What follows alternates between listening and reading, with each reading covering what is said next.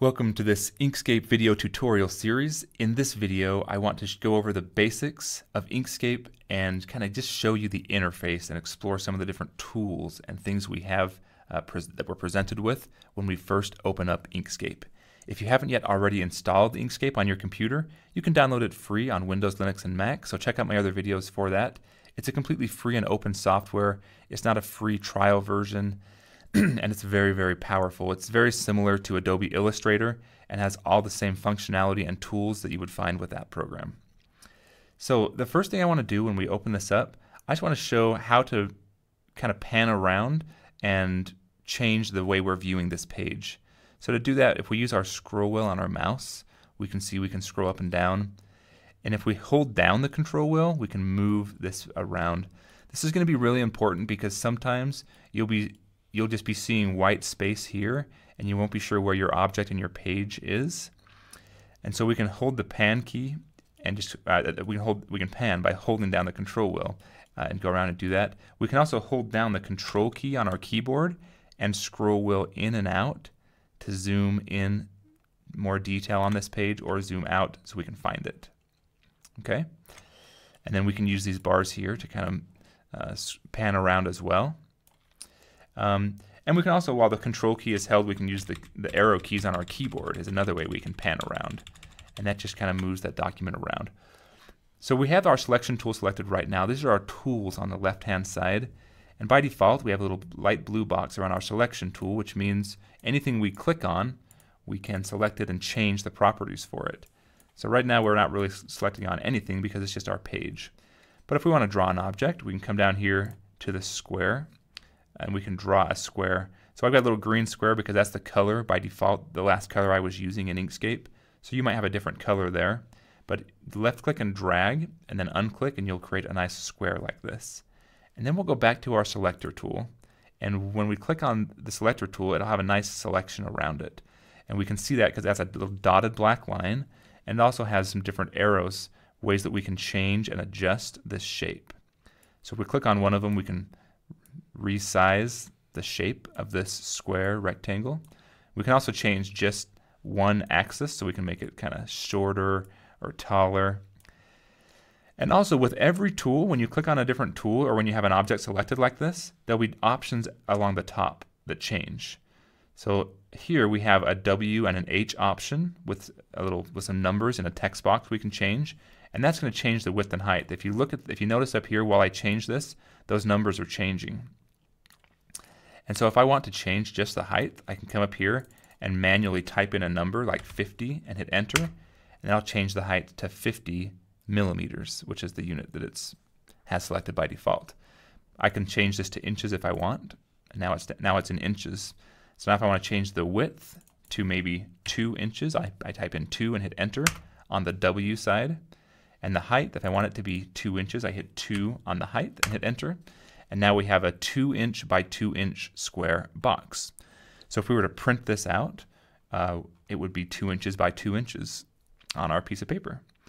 We can left click and drag this box around to any point we want. We can even drag it outside of the page border if we want to, but then if we try to print this page, it'll just print blank because this is outside of the page border. So we want to make sure we're always working within our page guidelines or guides. What else can we do with this? Okay, so while it's selected, if we click out here in white space, we just see that there's nothing selected. We can't change these numbers anymore because there's no selection. If we go to the bottom, there's different colors, and if we click on them, nothing happens because we can't change the color either because nothing's selected. But if we left click on it and have the box around and come down here to the purple color and left click again, we can change the color of this box to a purple or yellow or green, any color we want. We can also change the size up here now because it's selected. And if we hit the escape key, it becomes deselected. If we left click, it becomes selected again. If we click off into white space, it becomes deselected. If we left click, it becomes selected again. While it's selected, if we left click again, you'll notice these arrows sort of change direction. So between left clicking, if we keep left clicking slowly, we'll see these arrows change. So the first selection we had, we could change the size of it. But if we left click again, we can change the skew. We can skew this square either along the X or Y axis. And we can also rotate it. So if we go to the corner ones, we can rotate it around. And again, to get that rotation option, if I'll bring it back to where it was, and if we hit the escape key, we click on it once and then click on it again. While it's selected, just select it a second time, and that's how you'll get those that rotation option for how you can rotate it. You'll see also there's a little plus sign in the middle of this object. If we move it down to the bottom, for example, now the rotation axis is going to be wherever that little plus sign is. So we can rotate for here, for example, and it doesn't even have to be within the shape. It can be over here, and we can still rotate around that point. So that's really cool. I'm going to move it back here. By default, it's in the center, and so I'll move it back here to roughly to the center. If I want to draw a second object, I just come over here to square again, or rectangle tool, draw a second rectangle. And you'll notice there's a couple different things. So if I hit escape so that nothing is selected, we have a green. It's called a fill. The color in the middle is called the fill color. And around the outside is a stroke color. And we actually have a black stroke color. If you look closely, you'll see that. Another way we can tell is by coming back up here to the selection tool, clicking on the object, and going down and turning the color to white. And you'll notice that it still has that black border. That's because our fill color is black. To change the fill color from this screen here, if you just if you hold Shift down and click on a color, it'll change that fill color. So if you want to change the fill color, just hold the Shift key and click on a color. And if you want to change, if you want to change the stroke color, you hold down the Shift key. If you want to change the fill color, just click without holding down any key. And that's how you can change the different parts of these objects. We're going to go a lot more into drawing different objects and changing. There's a lot more settings. We can change the thickness of that stroke. We can put gradients or patterns within the colors. But in this video, I don't want to go too long. I just want to show you drawing these objects. And then let's say we wanted to export this picture. If we go to File and Save, maybe sometimes you think you might want to save, so you just go, we can save this to the desktop. We'll call it drawing.svg. That'll actually save our project, our vector project. So we can close out of this and then reopen it again. Here's our drawing that we just barely saved, and it will reopen our project. But this is not something that this file isn't something you'd want to send to one of your friends in like an email unless they have Inkscape or Adobe Illustrator or some vector program that can interpret it.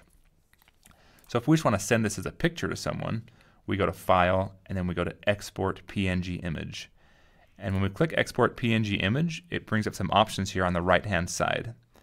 It says, what do you want to export? The export area, page, drawing, selection, or custom.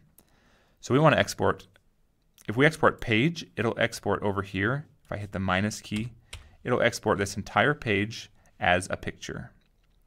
If I have it under selection, it'll export just the part I have selected. And if I do drawing, I think it'll export just whatever is drawn, whether it's within the page boundaries or not. I believe that's what it'll do. I'm just going to do page, for example, though. And then we'll choose a nice place. So it's exporting, the file name is to our desktop. And it's going to be called drawing.png. So I can just click export. And then we'll minimize this. So now we have our nice picture. We can see that it did indeed export this entire page. And it looks a little bit different here. It's because it has there's no white because it really has a transparent background. But we'll talk about that in future videos. But we see these shapes that we drew got exported out in an image. And here they are on the desktop. So I feel like we're kind of just diving in. There'll probably have a lot of questions, but keep watching more tutorials and we'll solve those questions and we'll be able to draw some really complex and cool things using Inkscape. So thanks for watching.